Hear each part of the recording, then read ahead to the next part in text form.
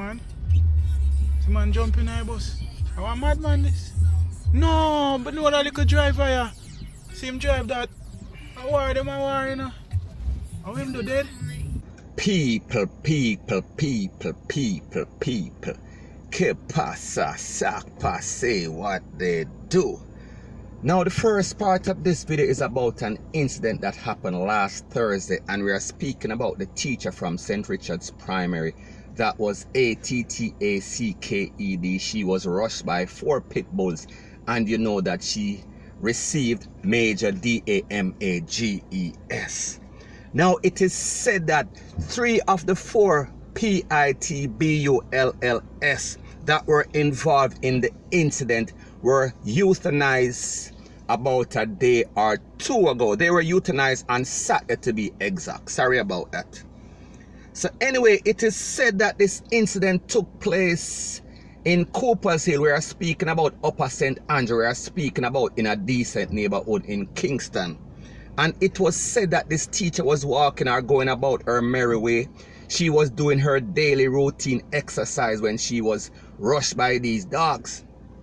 Now it is said that the incident took about 4 hours. So people just imagine the emotional and traumatizing episode that this lady, we are speaking about the teacher, had experienced. So the dogs were taken from the owner on Saturday after the event that took place on Thursday. So it took the Popo at least 2 days.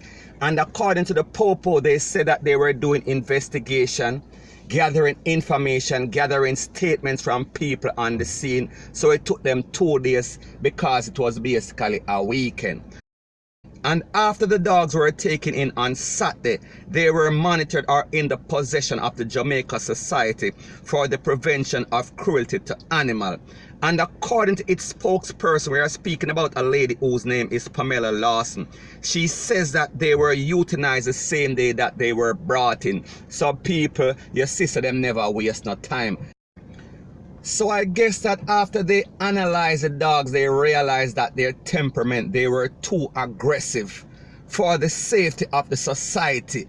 They realized that the owner might not have been able to handle these dogs should they have been returned, and people, based upon the situation and based on the circumstances of what took place on Thursday, more than likely these dogs would not have been put back in society, point blank and period. And she said of these 3 dogs, she realized that there was an aggressor. She realized that the dominant male, which was over 75 pounds, and people, when you talk about 75 pounds for a dog, you talk about a big dog, you talk about a strapped-in dog. And people, remember, these dogs have jaws that lock. Once them bite on, they are going to lock. So therefore, if you even kick them, if you box them, if you push them, if you pull them, they are not going to let go until they feel satisfied. So people, just imagine what this lady went through. And she also mentioned in her report that 2 of the other dogs, one of the dogs was an adolescent male and the next one was a female, and they made up the pack and they followed the dominant male. May I talk about the 75-pound dog? So people, we see that we are speaking about a pack of dogs with one aggressor, and people, you know that they are going to do whatever it takes to satisfy the dominant male because he rules supreme. He is the alpha male, point blank and period. And according to the Popo in charge of the investigation, we are talking about DSP Delia Garrett. She said that statements were taken by the Popo of people on the scene and also the parties involved. We are speaking about the owner of the dog, and we are also speaking about the person that was rushed. We are speaking about the teacher. And she said that there is no criminal charges, only civil charge. So people, you see that the owner of these dogs won't be charged criminally. And the DSP said that they came to that conclusion or decision based on the laws on the book. She said that she could not be charged unless she was the person that instigated the whole thing. For example, she told the DOGS to rush the lady. So therefore they are saying that because the dogs made their own decision, the dogs were aggressive, the dogs were not lurked on, or they were not agitated or instigated by the owner to attack this lady. So therefore there can be no criminal charges, only civil charge should the parties decide what to happen in a civil court. So people, at the end of the day, the moral of the story is this.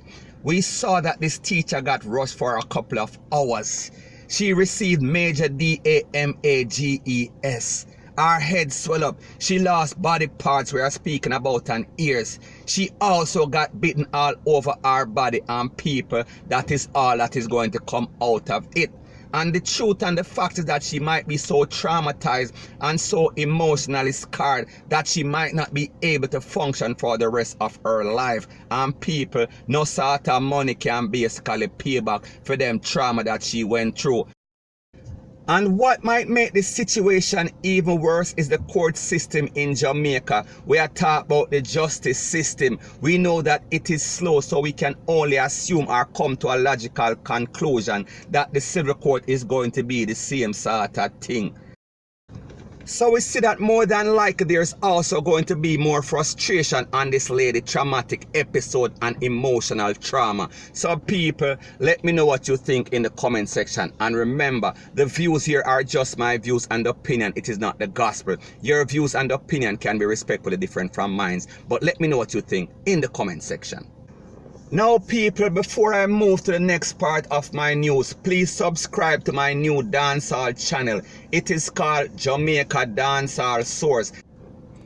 Now the next thing that is popping in the news is that the 3 men that were taken in by the Popo during a recent situation at a Cash Plus outlet. We are speaking about at the intersection of Seaward Road and Mullines Road. They have been officially CHARGED. And these 3 men are 29-year-old Dwayne Wellington of Olympic Way in Kingston. The second person is 27-year-old Junior Brown of Tamarind Avenue in Kingston. And the third person is 33-year-old Samian Forbes of Mullines Road. So people, we saw that this incident happened on Mullines Road at the intersection of Seaward Drive. So therefore it tells you that this last person was the person that was lurking out the people them thing with him bad mind and hungry self. And basically it seems like he told his friends, you know, it's enough money I run through this and Rete and Lele, and they came up with a master plan. But unfortunately for them, their plan basically backfired because they were caught. Now they were charged with kidnapping, assault with intent to rob, and illegal possession of firearm and ammunition. And they go to the gun court this Friday. So people, this is a next example for the youths out there that want everything the easy way.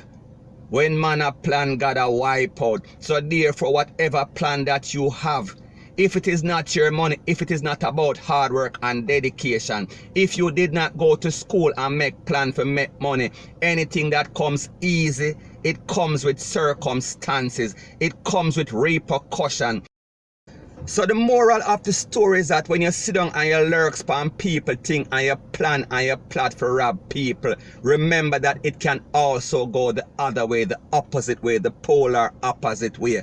You can also get slapped away by the popo, by the business owner, or in this case, you can end up in the big yard at the whole heap of years, because people, based on these charges, we see that these are serious charges. So more than likely we can expect them to get at least a decade in the big house in the slammer, unless of course them plea.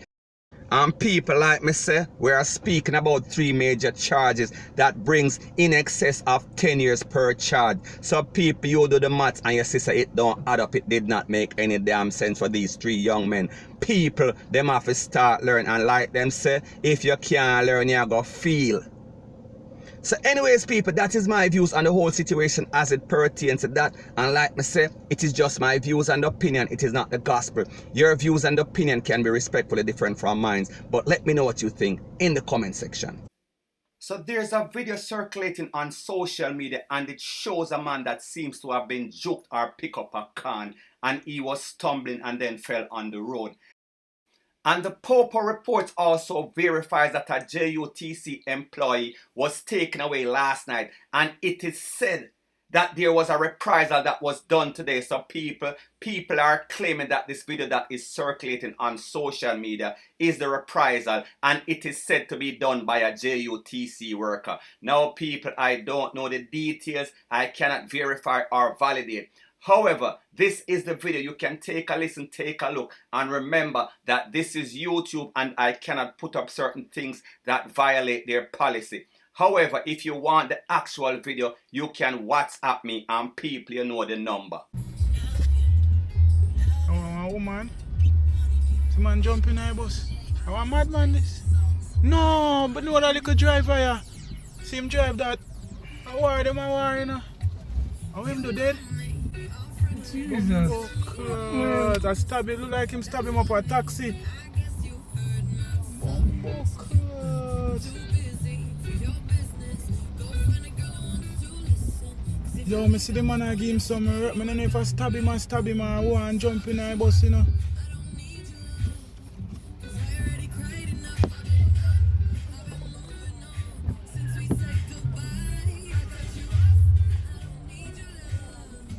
I see the man have the man down in the bush over there. Just as.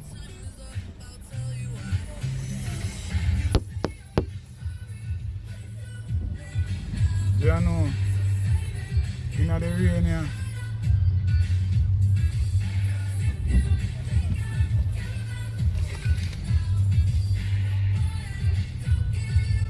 So what's so make? Yo, you see them man here, them man them head to Hot Star. Watch out them there, look.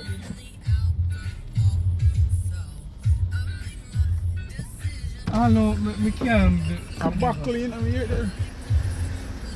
So are the JUTC? So anyways, people, I don't know exactly what happened or what is the circumstances or who initiated or who aggravated it. However, we see that there is a hostile society in Jamaica, and we see that people are losing their lives on a daily basis because it seems that there's a lack of communication. It seems that there is too much ego. It seems that there is too much testosterone running around, and these people are acting like they are hostile. So according to the communication manager for the JUTC and the Minister of Transportation, we're talking about Mr. Robert Montague, it is said that the two incidents has caused a strike with the employees of the JUTC. So people, we see that there's going to be a major problem with the people commuting back and forth to work and to school and Rete and Lele. So we can kind of expect delays, we can kind of expect confusion. So anyways, people, that is my views on the whole thing as it pertains to this JUTC driver and the taximan and the incident. And like I said, it is just my views and opinion. It is not the gospel. Your views and opinion can be respectfully different from mine. But let me know what you think in the comment section. Bless up.